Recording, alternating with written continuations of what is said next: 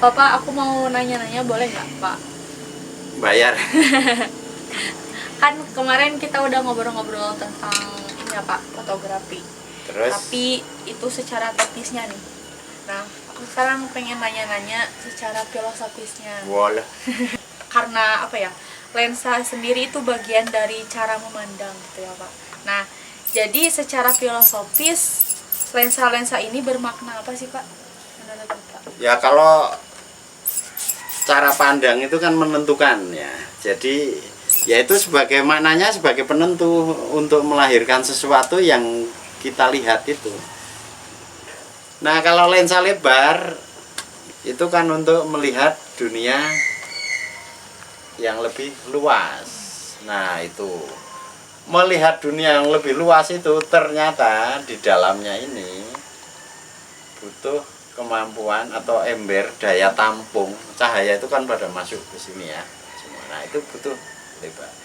Kalau kamu ingin memandang dunia secara lebih berkualitas, lebih luas, maka ternyata kamu harus butuh banyak pengetahuan juga. Nah, itu filosofinya kalau lensa lebar. Nah, kalau lensa ini lebih ke titik fokus jauh, terfokus, tidak luas, melebar. Makanya kalau kita motret di bukit itu kan kemarin, kalau ingin dapat gambaran yang lebih luas ya pakai ini, jangan pakai ini karena beda bukaannya. Nah, itu fokus hidup itu juga diperlukan. Kurangi hal-hal yang tidak penting ya, seperti kamu terlalu banyak makan sebelah ya, itu nggak penting. Fokus pada gizi, makan apa, telur, kelor itu udah cukup. Nah, itu fokus menghasilkan sesuatu yang tajam, terfokus ya, namanya fokus sudah tahu sendiri ya, tidak aneh-aneh menyertakan hal-hal yang lain. Terus kalau yang luas itu ada nilai lebihnya juga, kita jadi tahu banyak hal yang lebih makro. Nah. Wah, ini seru banget nih kayaknya. Aku mau ikutan dong, Pak, ikutan gabung. Apa? Kamu ngerti filsafat ya? Ngerti dong, makanya mau ikutan. Nah, kan Pak tadi udah dijelasin ya bahwa ternyata setiap lensa itu fungsinya juga ada filosofinya gitu, yang ini makro gitu, yang ini terus ada fokus ke satu titik gitu ya Pak. Nah, yang gitu ya Pak. Nah, kalau dari fotografi sendiri gitu ya Pak, untuk membentuk persepsi gitu ya. Terus apa sih yang boleh sama yang nggak bolehnya Pak? Nah, kan fotografi itu memang melahirkan persepsi, itu yang pertama ya. Ketika kita motret, itu kamu foto, hasil foto kamu yang bagus mana itu Pak? Itu Pak, di kamera itu. Oh, di kamera mana? Ini? Ya.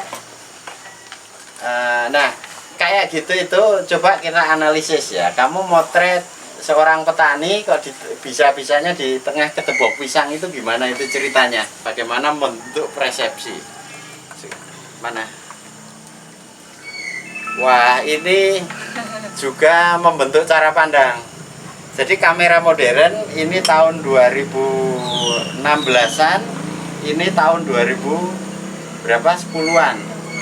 Itu juga menjadi alat pembentuk persepsi. Ini lebih klasik, cahayanya agak kurang tapi unik. Nah, kan nih. Nah, ini ada foto kamu yang menurut saya membentuk persepsi tentang mana ya? Bukan apa adanya, tapi orang berpikir kemudian. Coba kita tes apa yang dikesankan oleh Hasna dari foto itu. Ayo kamu analisis dulu. Kita buktikan bahwa fotografi itu memberi manfaat. Nah, itu keren itu. 3 detik pertama, dia adalah seorang petani. Nah, terus? Kayak lagi capek, Pak.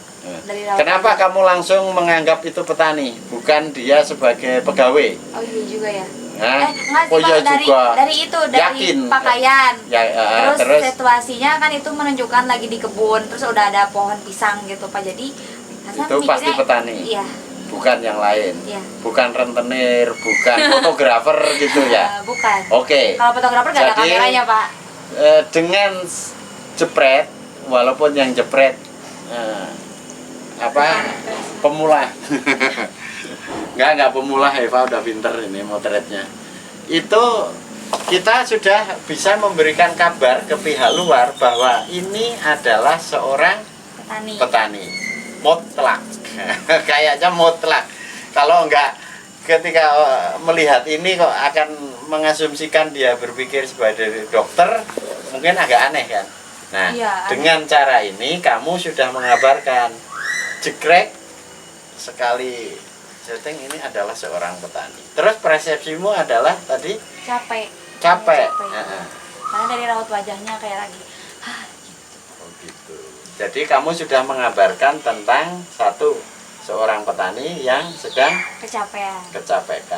Nah, kalau kamu sendiri pas cekrek kayak gini ini sedang membayangkan apa pikiranmu? Pas ngotok petani ini gitu ya Pak. Aku ngebayangin petani yang lagi duduk, terus ini duduk atau berdiri ya? Duduk, Oh, Pak. duduk ya? Iya, Tapi iya, nggak makanya kelihatan saya memang bilang nggak lagi kayak itu, berdiri. kecapean. Oke.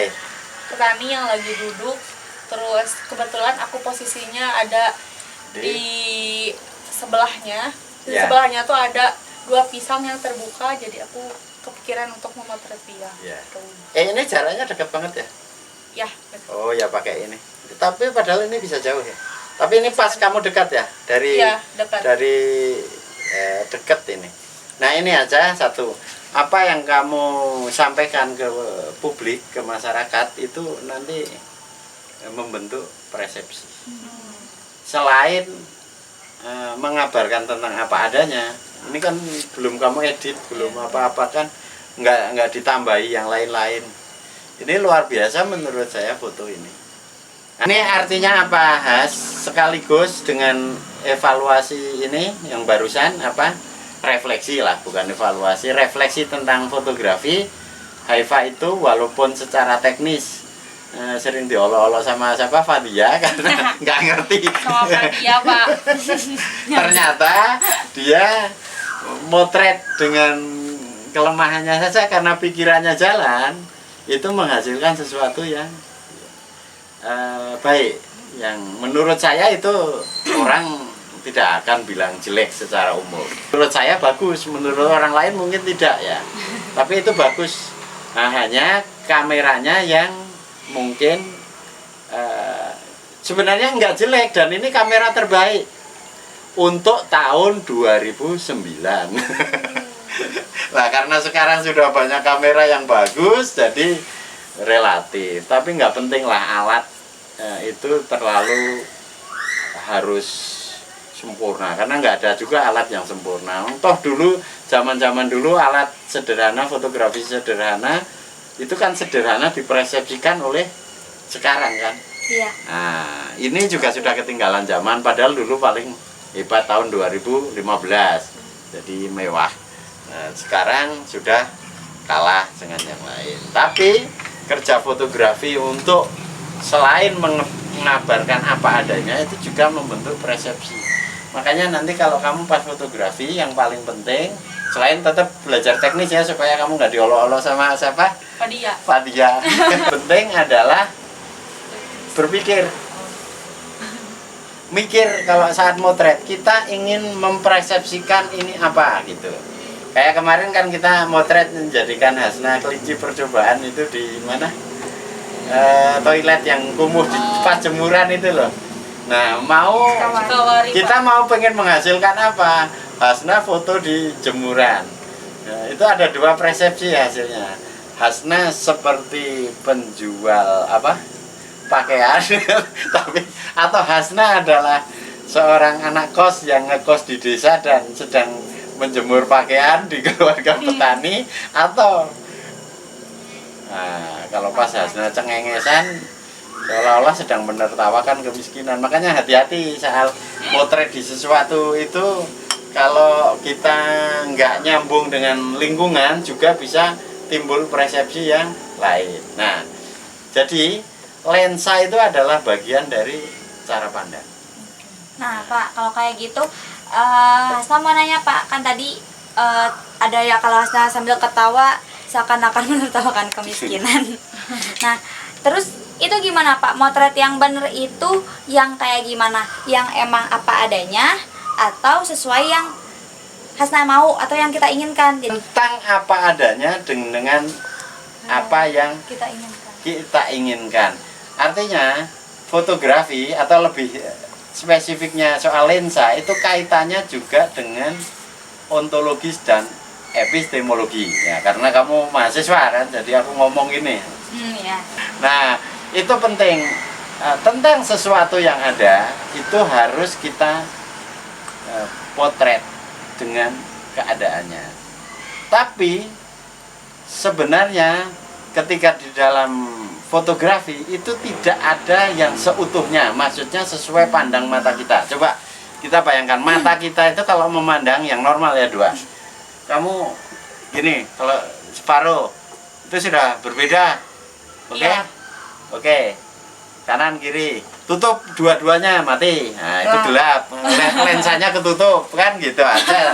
Gampangnya. Berarti kamu nggak bisa motret. Jadi foto yang baik itu apa? Kadang-kadang kan malah nyebut merek ini itu. Kalau iya. mau motret yang bener itu satu dibuka. Kalau ditutup ya nggak akan. Ini doang. Terus ini kemarin motret digoblok-goblokin sama apa dia? Nggak di charger. Baterai masalah kecil tapi menentukan. Makanya kamu jangan meremehkan terhadap hal-hal yang kecil. Misalnya bayar listrik, itu energi dasar untuk hidup. Kamu bisa nanti nggak bisa mandi loh gara-gara nggak bayar listrik, Benar. walaupun cuman 100 atau 200 ribu. Kamu sering bayar listrik nggak di kosan? Udah dibayarin ibu pas. Oh, ibu kos. Ya maksudnya kamu sudah bayar sepaket. Iya Pak. Ya maksudnya itu hal yang kecil harus dalam hidup itu harus diperhatikan kebutuhan dasarnya. Nah, tentang apa adanya dan apa yang seharusnya, ya ngapain sih kalau kita motret kok hanya mau membicarakan yang ada itu saja. Yang ada itu juga bukan bagian dari seni. Karena itu kalau kita saat motret itu lebih baik sih. Sama kayak menulis. Itu kita juga harus kompromi dengan cara pandang orang lain. Maksudnya begini, saya motret, orang itu menginginkan apa? Bunga yang indah. Nah, kamu jangan hanya berpikir dari sisi subjek diri kamu sendiri. Indah menurut saya itu begini. Padahal mungkin ada sudut pandang. Misal kamu bunga itu indah saat pagi hari saja. Itu kan pikiran kamu. Ya. Oke, bunga indah mungkin universal. Tapi bunga indah saat pagi hari itu kamu saja yang kepengen. Sementara Eva, bunga yang bagus itu indah kalau siang hari. Nah, kamu kompromi dong. Motretnya jangan kemudian karena kamu sukanya di pagi hari, motretnya di pagi hari. Atau kamu tetap motret di siang hari, tapi kamu ingin merasakan sensasi bunga itu seperti pagi, ya di ini alat. Oh, iya, iya. Boleh? Ya boleh, wong ini alat rekayasa. Motret itu sendiri sudah rekayasa kok. Ya, dimain-mainkan cahayanya, dikurangi wong nih. Ini Iya. ini adalah alat kesenian, sama kayak kamu kuas ya. Kanvas itu semua alat, tergantung sepenuhnya dari si pelukis. Jangan seperti perilaku kita itu dalam hidup itu doktriner. Ini juga ada doktriner dalam fotografi itu. Misal kan ada kaidah ISO-nya yang baik selalu di bawah 200. 200. Itu tergantung kebutuhan. Kalau kadang-kadang kita butuh sesuatu yang agak gelap terus atau kecepatannya lebih tinggi, orang lari kok terus ISO-nya otomatis akan naik atau berkurang, itu ya jeprek aja. Itu semua alat seperti ISO itu alat kreasi, bukan kaidah dasar yang harus. Jadi pakem ya pakem, tapi kalau kamu terjebak pada aturan terus, itu tidak akan menarik. Kita itu fotografer itu bukan dalam tanda petik tukang foto yang asal jekrek jadi. Ini apa adanya, nggak mungkin apa adanya. Nyatanya banyak kasus ketika kita motret, ada adanya begitu, di foto kok tidak sesuai adanya, padahal dia motret apa adanya, tidak mungkin apa adanya. Maka kalau kita sudah tahu tidak mungkin apa adanya, lebih baik kita membuat yang bagus. Yang bagus seperti apa, kriterianya begini. Berkaitan dengan lensa sendiri, itu berarti cara pandang gitu ya Pak. Nah, aku mau masuk nih ke ranah kehidupan. Nah, memang berarti, lensa bukan kehidupan. kan tadi banyak macam-macamnya nih Pak lensa tuh, berarti juga cara pandang yang berbeda-beda gitu.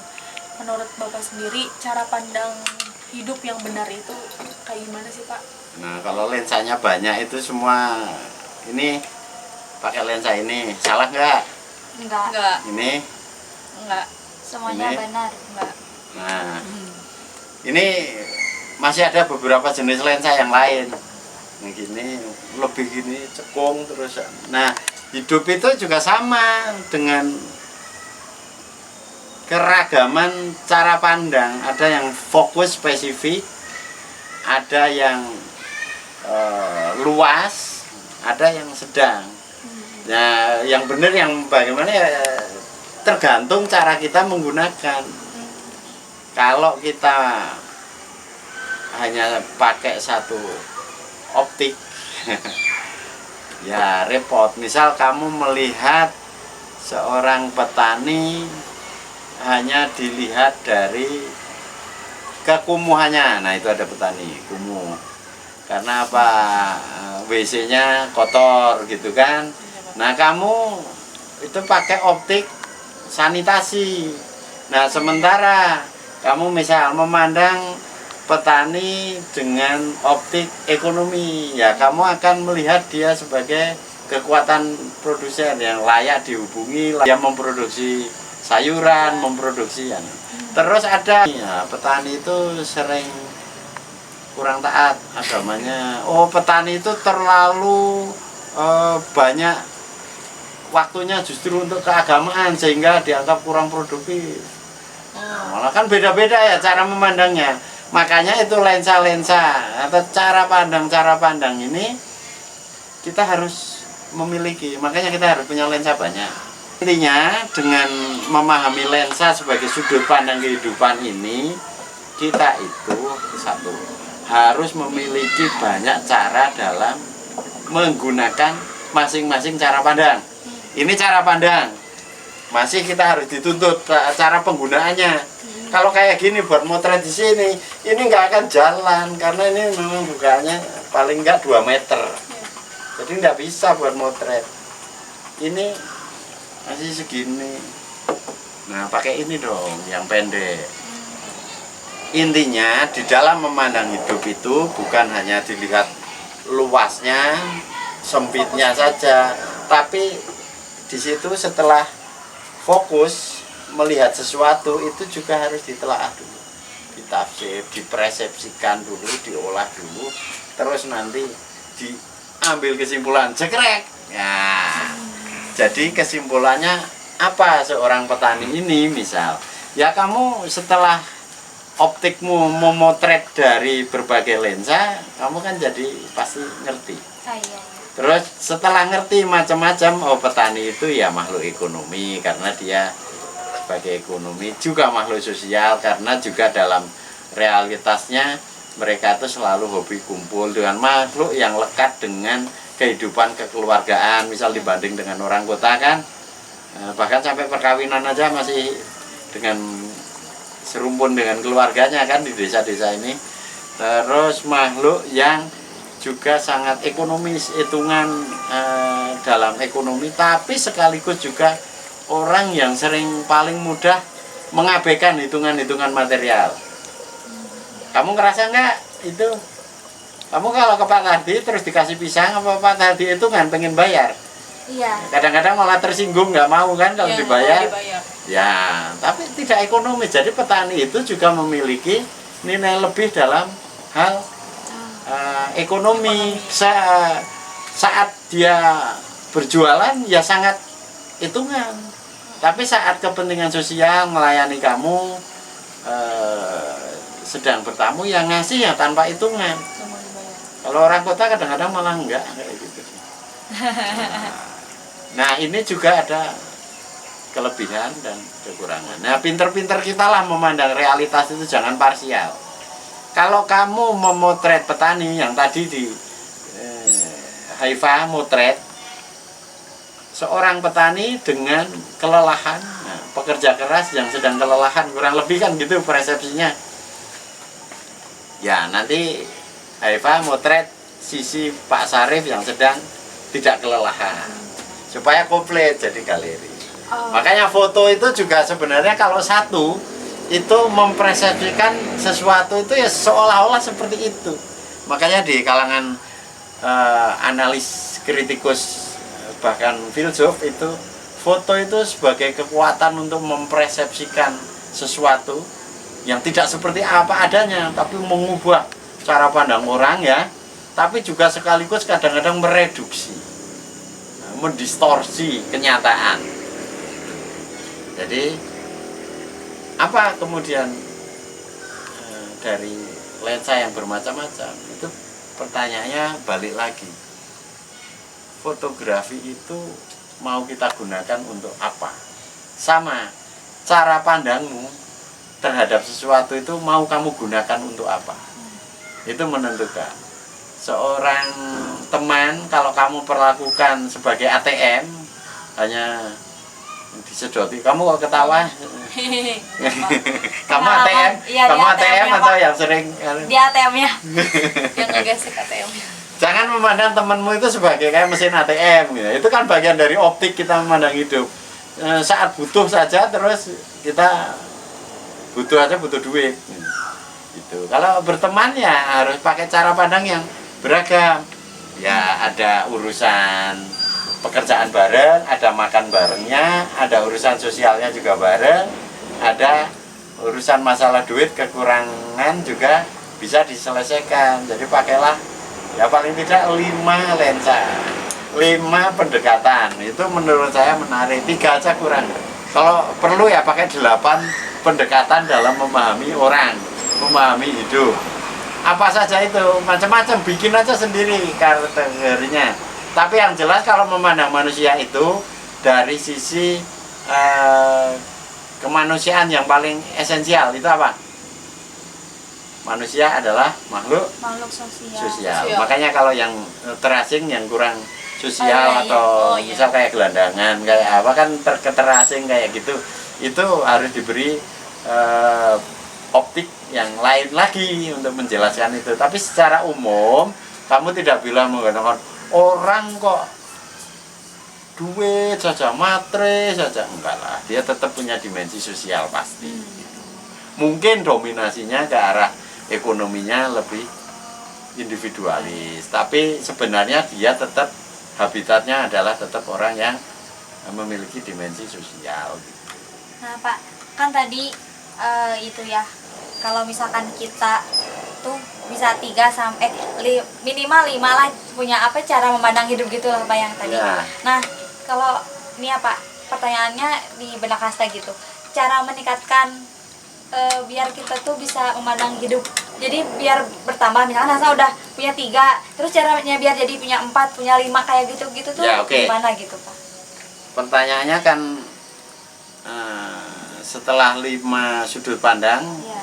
tadi kan ada penggunaannya juga. Kalau 5-5-nya salah menggunakan kan repot juga. Iya juga ya, Pak. Udah punya lensa, sudah punya sudut pandang, tapi salah semua cara iya, penggunaannya. benar, Artinya apa? Ya, ini dengan cara proses. Yang proses yang terbaik ya kamu kuliah itu. Setelah dari kampungmu persepsinya seperti itu, sekolah SMA makin meluas, kuliah makin tambah cara pandang, karena kalau kamu ketemu dari berbagai sudut pandang orang-orang kan berbeda kan di situ. Kadang-kadang kita nggak suka juga dengan cara pandang dia, Nah, iya. kok beda dengan cara pandangku kan gitu. Tapi ya kamu sambil dongkol menikmati aja karena mungkin seperti itu. Nah, menurut saya ya perlu balik lagi ke standar. Sebelum kita melanggar sesuatu, kita harus taat dulu gitu loh. Untuk parameter-parameter itu. Kita boleh memotret dengan cara apapun yang tidak usah pakai aturan fotografi dasar, tapi kita harus kuasai dulu itu. Jangan tiba-tiba ngawur melanggar aturan begini-begini nanti ngeblur nggak jadi fotonya gitu. Kalau sekedar ngawur sih nggak usah belajar ya. Tapi kita itu menyimpang tapi pasca atau melampaui dari kemampuan kita. Nah, kamu dalam menstandarisasi pemikiran, ayo kita buat misal manusia dilihat dari 5 sudut pandang. Tetapkan saja.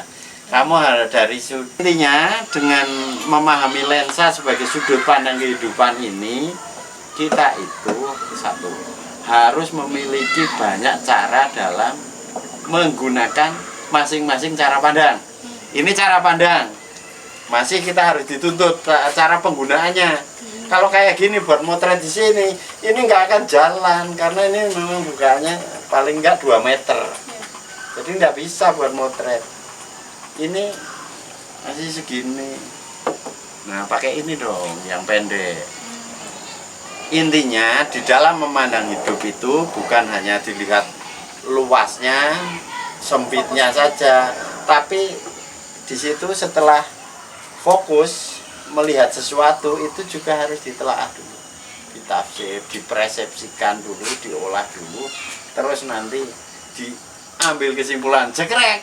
Nah, jadi kesimpulannya apa seorang petani ini misal, ya kamu setelah optikmu memotret dari berbagai lensa, kamu kan jadi pasti ngerti. Terus setelah ngerti macam-macam, oh petani itu ya makhluk ekonomi karena dia sebagai ekonomi, juga makhluk sosial karena juga dalam realitasnya mereka itu selalu hobi kumpul dengan makhluk yang lekat dengan kehidupan kekeluargaan. Misal dibanding dengan orang kota kan, bahkan sampai perkawinan aja masih dengan serumpun dengan keluarganya kan di desa-desa ini. Terus makhluk yang juga sangat ekonomis, hitungan dalam ekonomi, tapi sekaligus juga orang yang sering paling mudah mengabaikan hitungan-hitungan material. Kamu ngerasa nggak itu? Kamu kalau ke Pak Tardi terus dikasih pisang, apa Pak Tardi itu kan pengen bayar? Iya. Kadang-kadang malah tersinggung, nggak mau kan kalau Iya, dibayar. nggak mau dibayar. Ya, tapi tidak ekonomis. Jadi petani itu juga memiliki nilai lebih dalam hal ekonomi. Saat dia berjualan ya sangat hitungan. Tapi saat kepentingan sosial melayani kamu sedang bertamu yang ngasih ya tanpa hitungan. Kalau orang kota kadang-kadang malah enggak kayak gitu. Nah, ini juga ada kelebihan dan kekurangan. Nah, pinter-pinter kita lah memandang realitas itu, jangan parsial. Kalau kamu memotret petani yang tadi di Haifa motret seorang petani dengan kelelahan, nah, pekerja keras yang sedang kelelahan, kurang lebih kan gitu persepsinya. Ya, nanti Haifa motret sisi Pak Sarif yang sedang tidak kelelahan, supaya komplit jadi galeri. Makanya foto itu juga sebenarnya kalau satu itu mempersepsikan sesuatu itu ya seolah-olah seperti itu.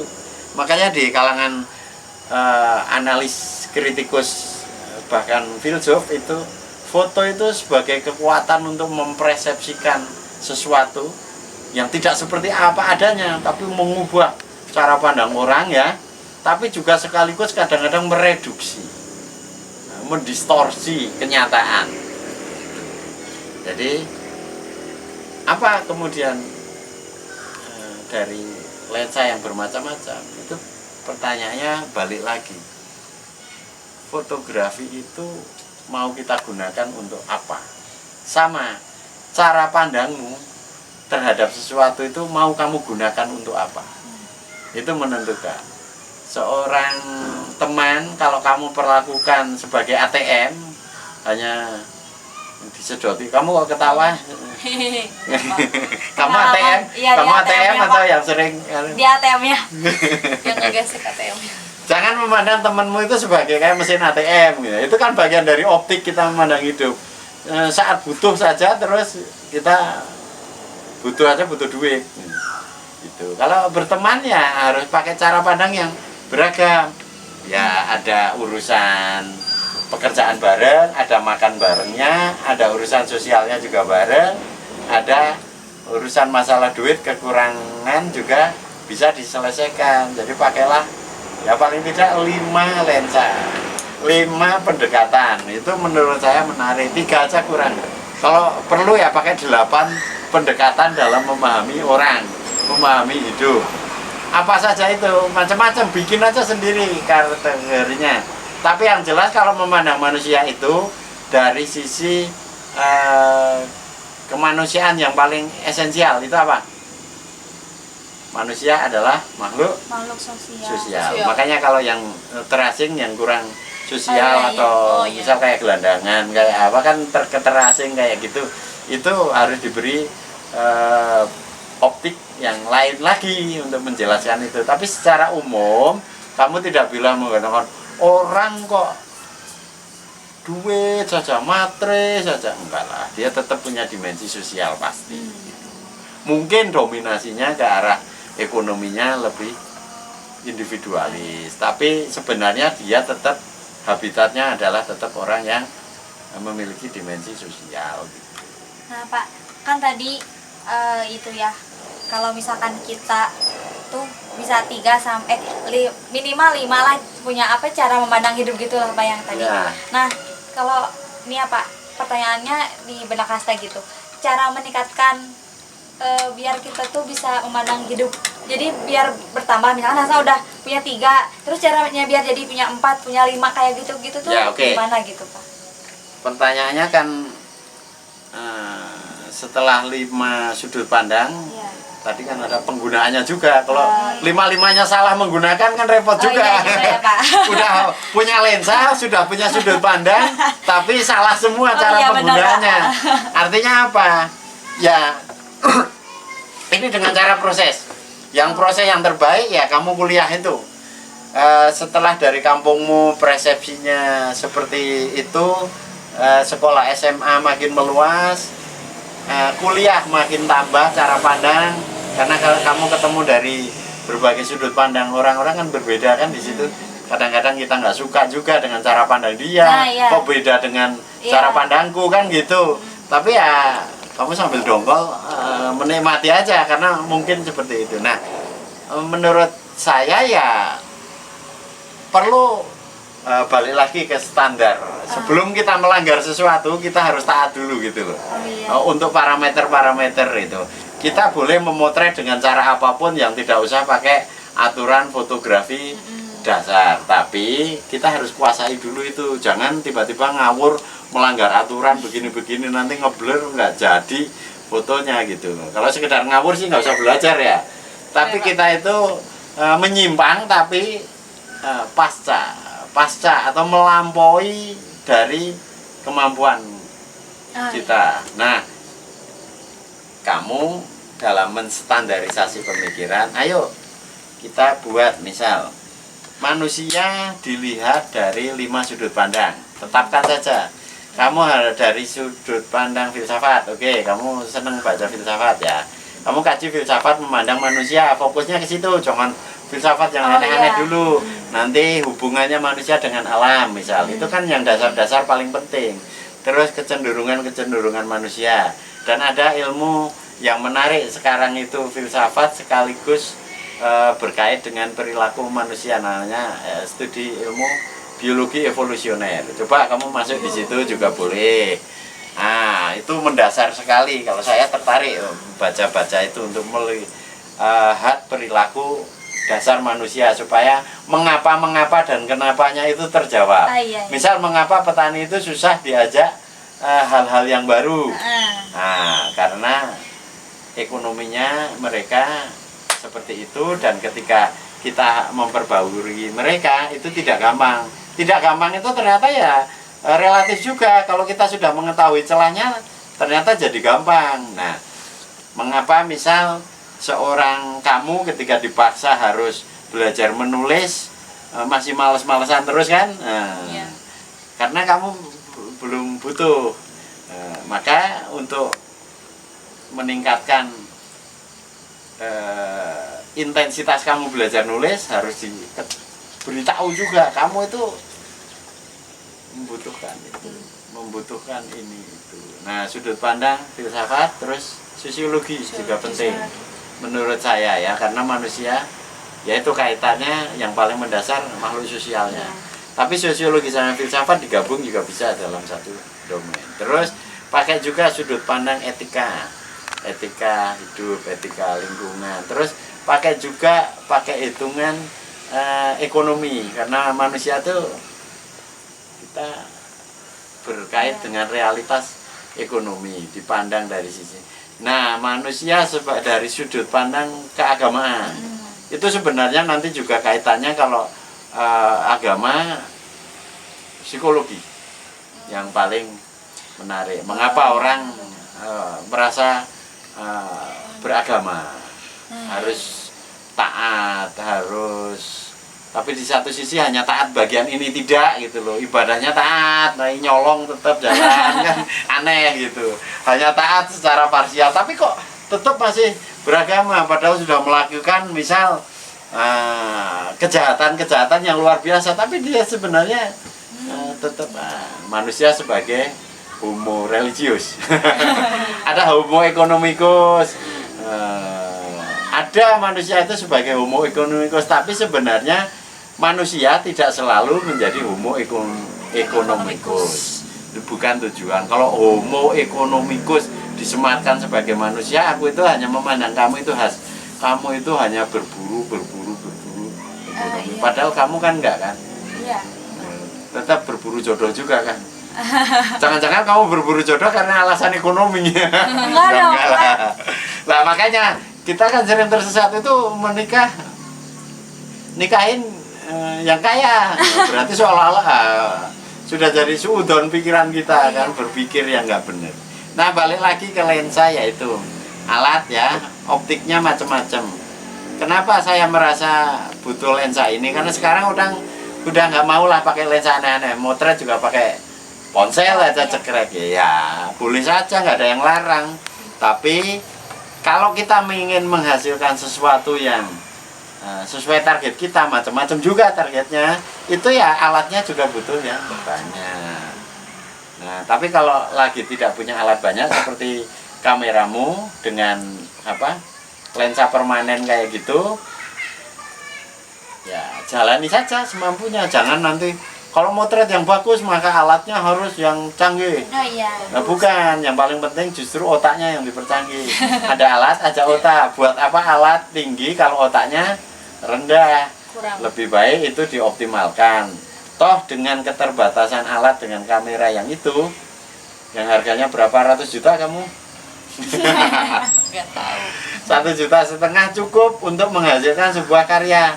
Nah, foto yang terbaik adalah yang dengan selagi kamu masih bisa motret itu, ada kamera, ada cahaya, ada kesempatan. Yang paling penting waktu. Jangan kita alatnya bagus-bagus, kapan motretnya? Nggak pernah mau motret. Sudah pinter motret, tapi nggak punya waktu ya, nggak jadi motret. Mending kayak itu Mang Ujang, kita pegangi kamera, punya banyak waktu ke kebun ya sambil motret, bukan pakai handphone lagi. Toh nyatanya dapat, dan akhirnya seorang petani seperti Kang Ujang, nah sekarang Roni yang dibantu Fadil itu lagi latihan motret, itu akan lebih produktif memotret daripada orang kota yang tidak pernah ke desa. Oh, iya. Dia bisa memotret tanaman, tanah, air kotor sampai air yang paling jernih dia dapat. Nah, ini kita berikan optik bahwa petani pun bisa motret. Udah, soal sudut pandang. Sekarang sudah, Pak. sudut pandang yang baik, yang buruk. Dua-duanya kepake ya itu mah, Pak. Makanya pelajaran kita dari lensa adalah Bisa. memandang hidup ini. Hidup ini beragam sehingga diperlukan lensa-lensa yang beragam, yang berbeda-beda bisa kita gunakan.